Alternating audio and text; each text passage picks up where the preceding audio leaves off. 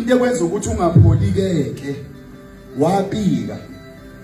Labantu wabapika ibona lebevula ininxele.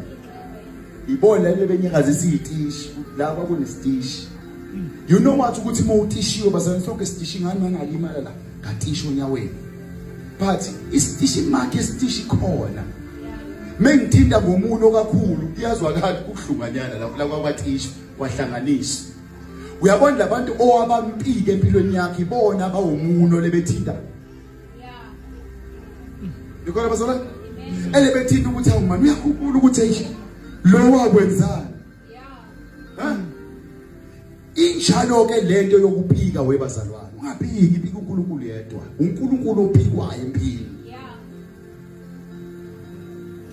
Ingakho noJoshaphat mafunda uChronicles alempi akuyona yakhe ngeka Jehova.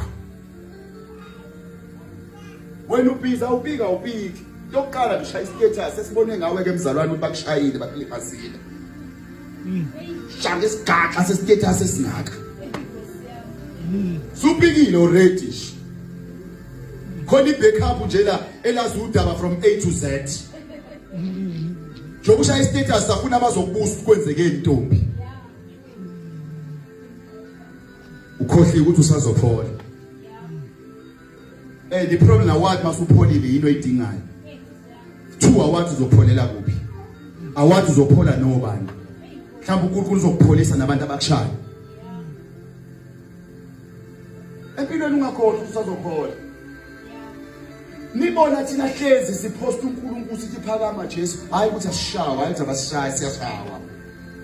Kodwa sibambe day1 ukuthi asikwazi ukuphika. Asipike empilweni kaNkulunkulu.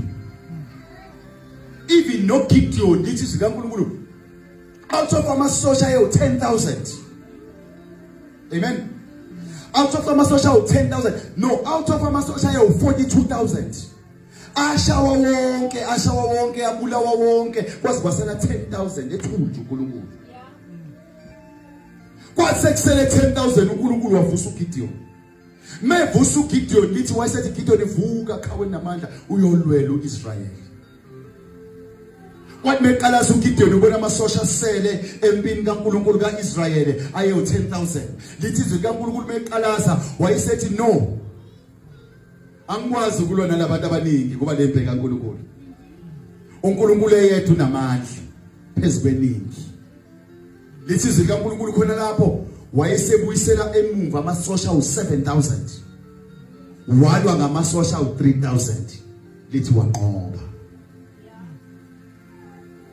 Amen. Let's work on. So, in other words, that lead a true faith, that lead the high faith to do that.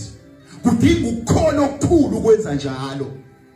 Ukuphelisa abantu empilweni yakho udedele uNkulunkulu abe wokuqala kudinga ukukhona okukhulu. Ukuphelisa izinto empilweni yakho ekade ungakwazi ukuphila ngaphandle kwaso kodwa uyisuse empilweni yakho kubiza ukukholo okukhulu beke uNkulunkulu before zona. In other words, uGideon kwabiza ukuthi akabe nokholo okukhulu ukususa amasosha u7,000 asale no3,000.